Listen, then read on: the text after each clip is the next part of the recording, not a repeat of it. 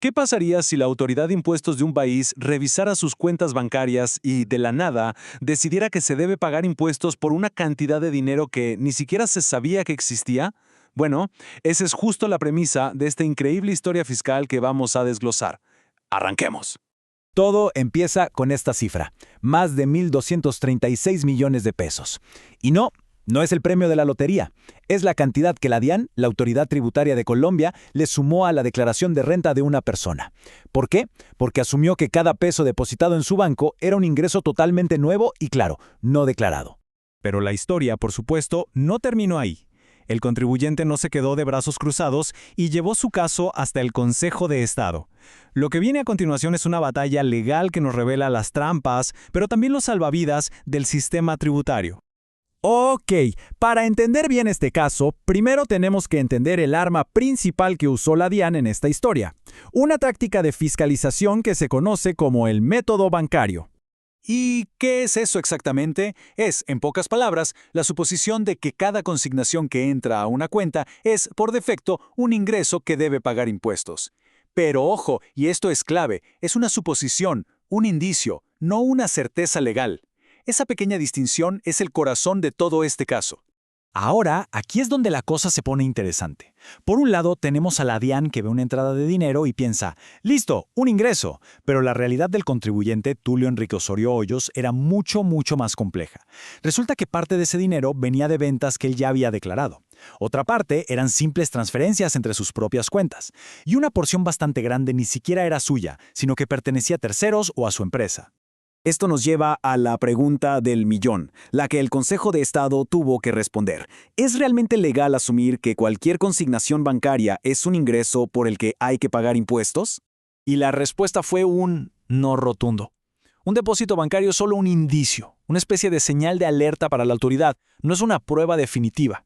Y aquí es donde el juego cambia. La responsabilidad de probar la verdad, de demostrar de dónde vino ese dinero, recae por completo en el contribuyente. Pasemos entonces a la siguiente fase de esta historia, porque la defensa de este contribuyente tuvo un comienzo, digamos que bastante complicado.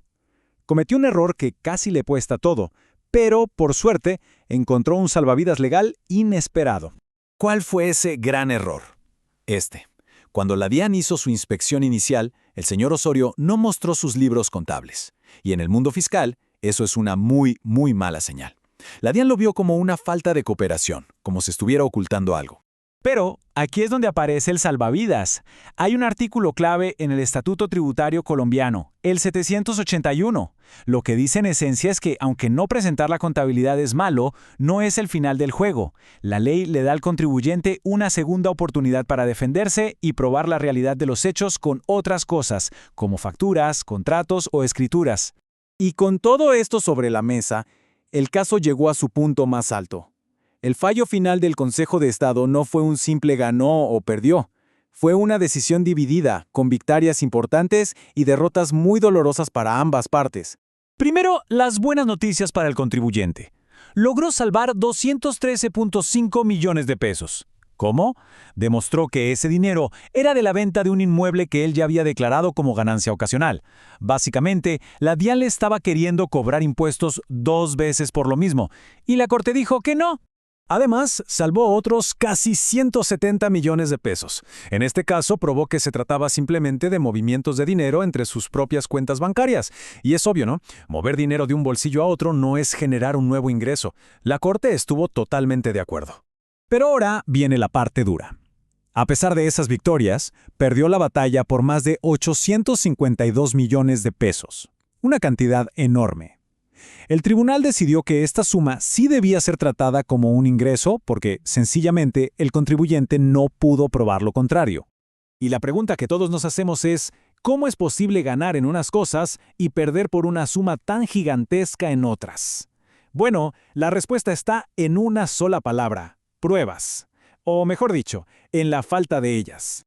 La defensa de esta suma millonaria se vino abajo por 4 razones clave. Primero, las explicaciones que dio sobre los fondos que supuestamente eran de su empresa, GECOLSAS, fueron inconsistentes, no cuadraban.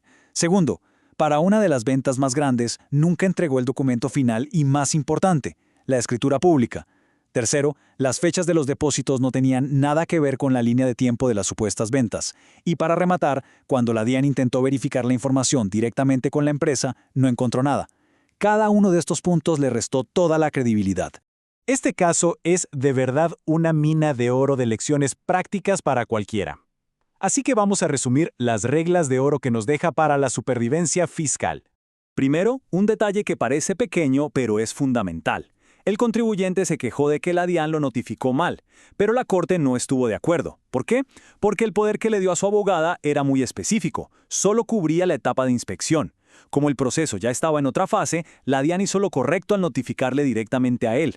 La moraleja aquí es que en temas legales, la precisión de cada palabra cuenta.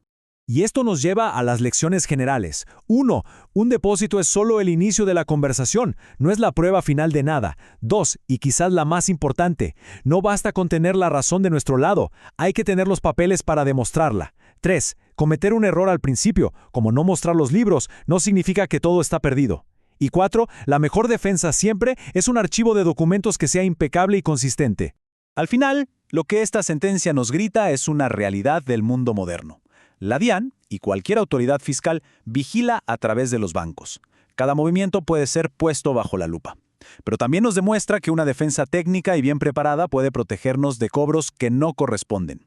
Así que la pregunta final es, para reflexionar, si la autoridad tributaria revisara las cuentas de cualquiera de nosotros hoy, ¿los documentos de respaldo contarían exactamente la misma historia que los extractos del banco?